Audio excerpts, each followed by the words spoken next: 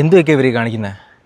ഒരു phone call പോലും ചെയ്യാതെ അവർ സൗകര്യത്തിന് ഓരോന്ന് കാണിക്കുന്നത്. എടാ, ഇതൊരു വലിയ ജമാഅത്തല്ലേ, ഇവിടെയൊക്കെ എങ്ങനെയാടാ? നീ ഒരു ചായ കുടിച്ചിട്ടോ? ഞാനേ ആരാ എന്താന്നൊക്കെ ഒന്ന് തിരക്കിയിട്ട്.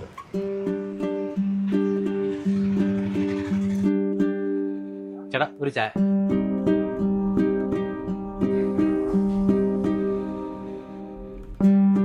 മേലെ വീട്ടിലെ ആയിഷയുടെ ബന്ധുവല്ലേ?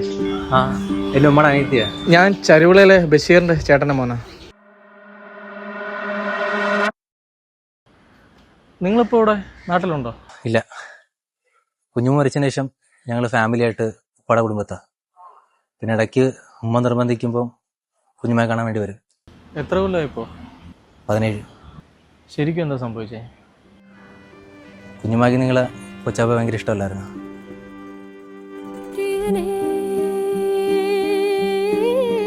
പക്ഷെ ഉപ്പ സമ്മതിച്ചില്ല. ആകത് നടക്കത്തില്ല എന്ന് കണ്ടപ്പോൾ ഭയങ്കര വിഷമായി.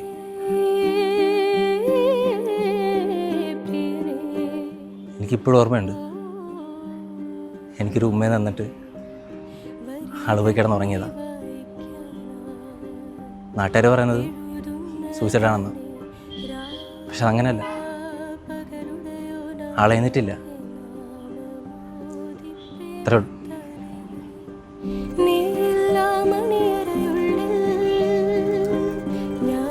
അതിനുശേഷം എൻ്റെ കൊച്ചാപ്പ ചിരിച്ചിട്ടുള്ളൂ. വാപ്പ എന്തോരം ആലോചന ഉണ്ടെന്ന് അറിയാമോ?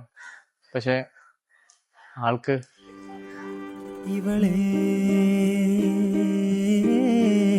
രണ്ടു ദിവസം മുമ്പ് ആള് മരിച്ചായിരുന്നു. ഈ 17 കൊല്ലത്തിൽ നിസ്കാരപ്പായെന്ന് കരച്ചിൽ മാത്രമേ ഞങ്ങൾ കേട്ടുള്ളൂ. പക്ഷെ മരിക്കുന്നതിൻ്റെ തലേന്ന് ആള് ചിരിക്കുന്നുണ്ട്. ഞങ്ങൾ വെറുതെ ഇരിക്കല്ല, ഈ കണ്ണൊക്കെ നിറഞ്ഞ് സന്തോഷത്തിൽ ചിരിക്കും. ഇതൊരു പ്രണയമല്ലേ?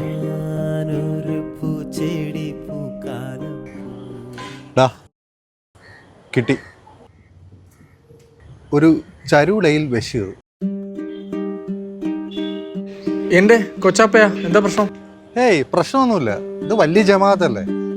15 കൊല്ലമായ കവറിലൊക്കെ പുതിയ കവറൊക്കെ വയ്ക്കുന്നത് സ്വാഭാവികമാണ്. നിങ്ങളെ കൊച്ചാപ്പ ബഷീറില്ലേ, ബഷീറിന്റെ കവർ വെച്ചിരിക്കുന്നത് ഇവന്റെ കുഞ്ഞുമ്മ ആയിഷയുടെ കവറിൽ.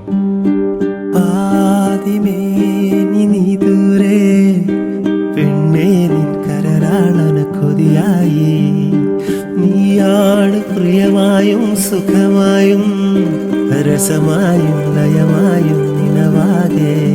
നീ കൂടെ വന്നാൽ നാം കനവിൽ കണ്ട കനിമധുരം കൂടും, നാം മധുവിതു കൂടും. നീ ചേരാതെ നിന്മാരനുപറുതി സരസിക്കൂല.